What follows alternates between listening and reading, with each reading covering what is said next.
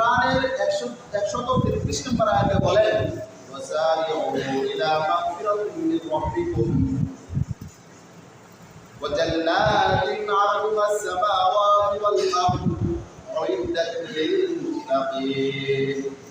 আল্লাহ তাআলা বলেন যে তোমরা ওয়াসারিউ, তোমরা প্রতিযোগিতা করো ইলা মাগফিরাতিন মির রাব্বিকুম, তোমাদের প্রভুর কাছ থেকে তোমরা প্রতিযোগিতা করে কমার জন্য। প্রতিযোগিতা কেন করবা?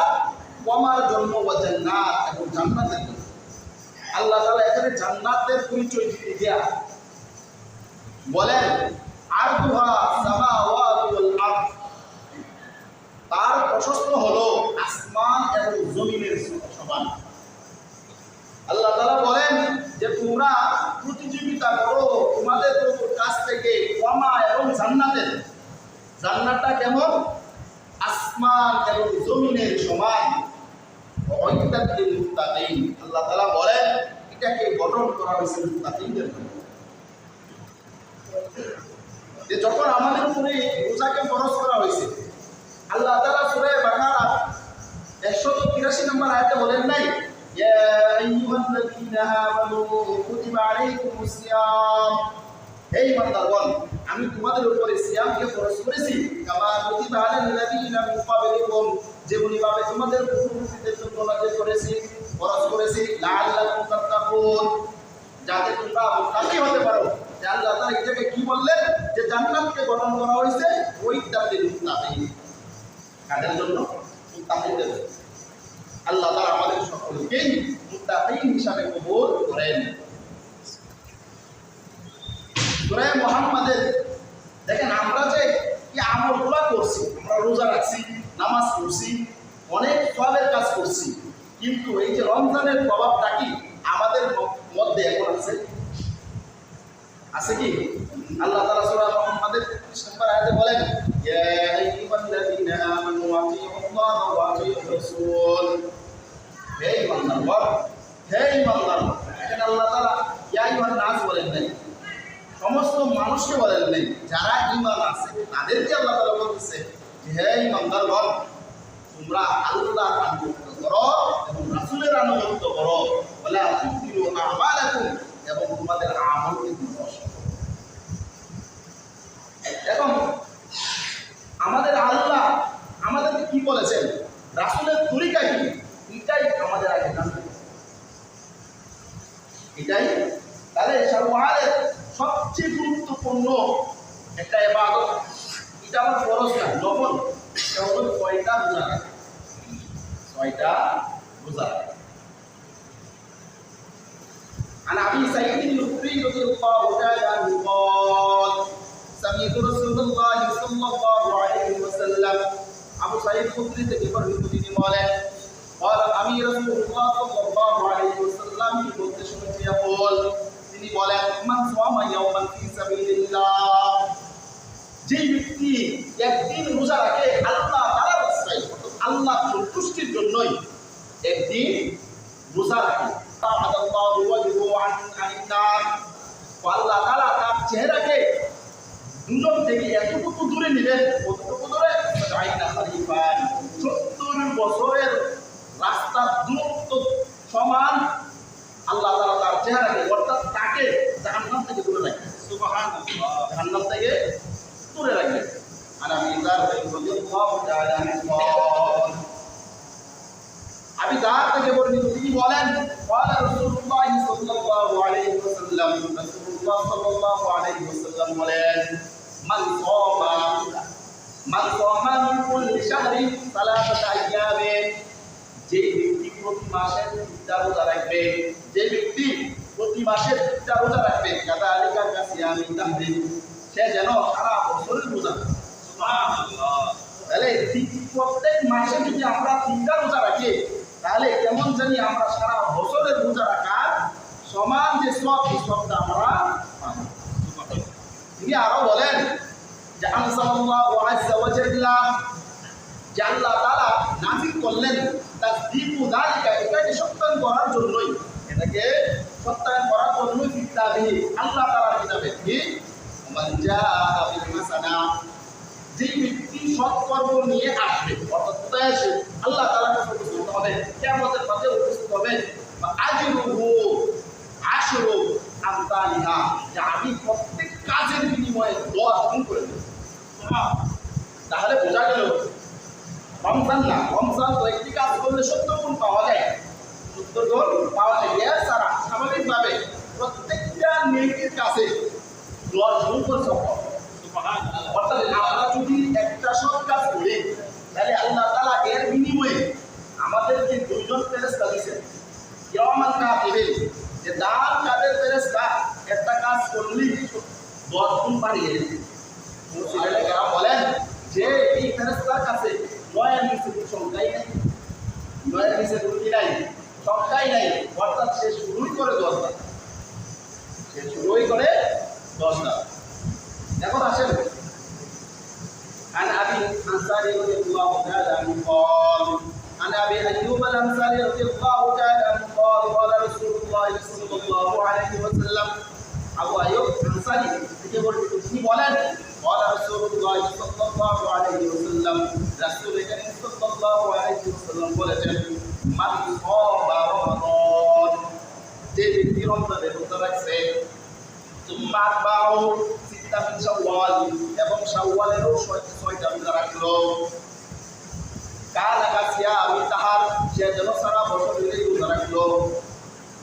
কেউ যদি রমজানের 30টা এবং শাওয়ালের 6টা রোজা রাখে, কেমন জানি সারা বছরের রোজা রাখলো।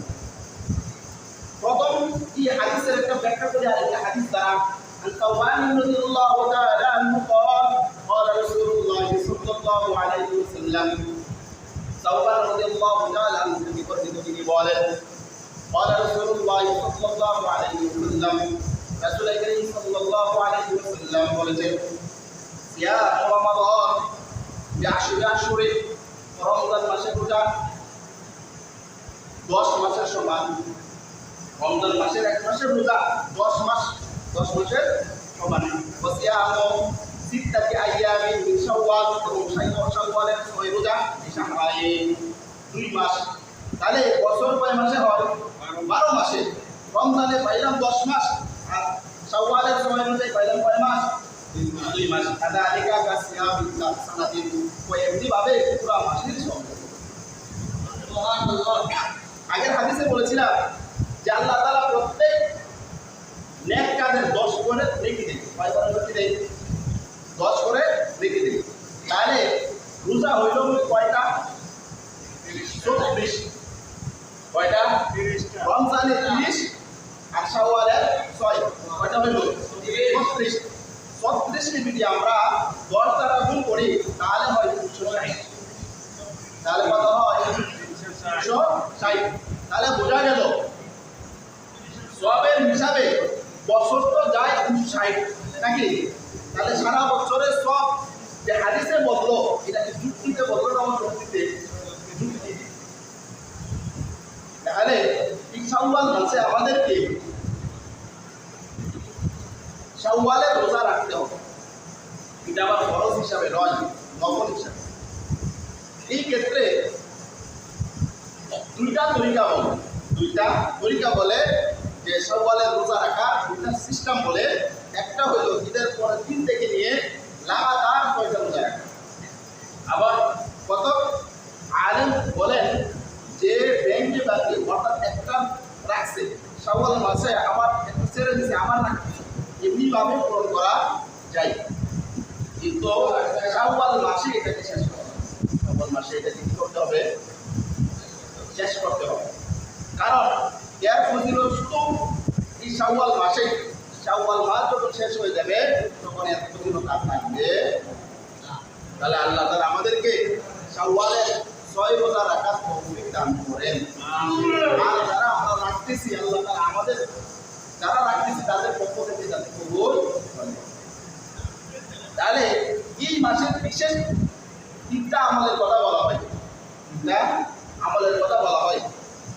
1 নম্বর আমল হইল যে এই মাসের শাওয়ালের 6টা রোজা রাখা, শাওয়ালের 6টা রোজা রাখা। দ্বিতীয় হইল এই মাসে বিবাহ করা, এই মাসে বিবাহ করা একটা বরকতময় কাজ। সুবহানাল্লাহ। আয়েশা রাদিয়াল্লাহু তাআলা আনহা বলেন যে এই মাসেই রাসূল করিম সাল্লাল্লাহু আলাইহি ওয়াসাল্লামের সাথে আমার বিবাহ হয়েছে এবং এই মাসেই আল্লাহ রাসূলের সাথে আমার বিবাহ হয়েছে। সুবহানাল্লাহ। তাহলে এই মাসে বিবাহ করার জন্য আল্লাহ রাসূল সাল্লাল্লাহু আলাইহি ওয়াসাল্লাম বেশি উৎসাহ, বেশি উৎসাহ। আল্লাহ তাআলা সূরা নূরের 32 নম্বর আয়াতে বলেন ওয়ানকিহুল আয়ামা, তোমরা অবিবাহিত তোমাদের মধ্যে যারা অবিবাহিত আছে তাদেরকে বিয়ে দিয়ে দাও, তাদেরকে কি দিয়ে দাও? বিয়ে দিয়ে দাও। মুহসিনিনা মিন ইবাদিকুম ওয়া ইমাইকুম, তোমাদের মধ্যে যারা বাদী আছে, গোলাম এবং বাদী, তারা যদি উপযুক্ত যদি হয় তাদেরকে বিবাহ করাও, তাদেরকে কি করো? বিবাহ করাও।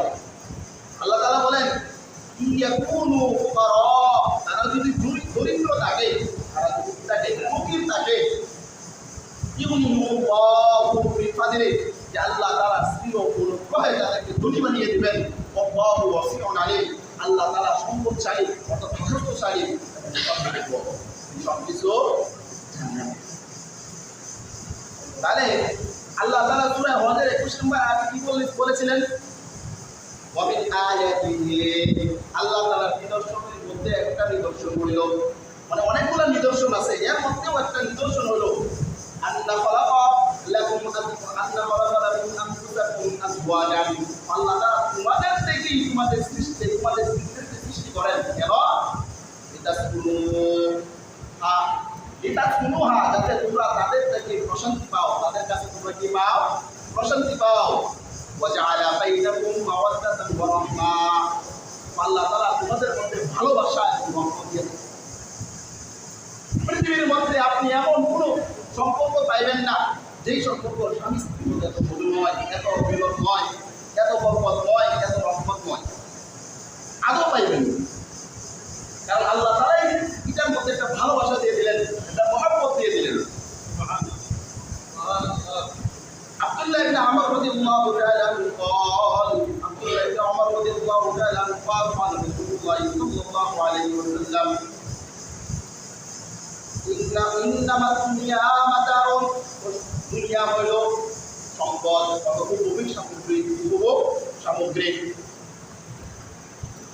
লাইসা মিনাত দুনিয়া শাইউন, দুনিয়ার মধ্যে লাইসা মাতাউন দুনিয়া শাইউন, দুনিয়ার মধ্যে এমন কোনো বস্তু নাই, এমন কোনো সম্পদ নাই আব্দুল্লাহ মিনমান আতুসলিহা, সৎ নাই কিন্তু উত্তম। আরেক হাদিসে আছে ইন্নামাত দুনিয়া মাতাউন, দুনিয়া হইল উপভোগ সামগ্রী খায়রুল মাতাই দুনিয়া মাতাউসলিহা, তার মধ্যে সবচেয়ে উত্তম হলো উত্তম স্ত্রী।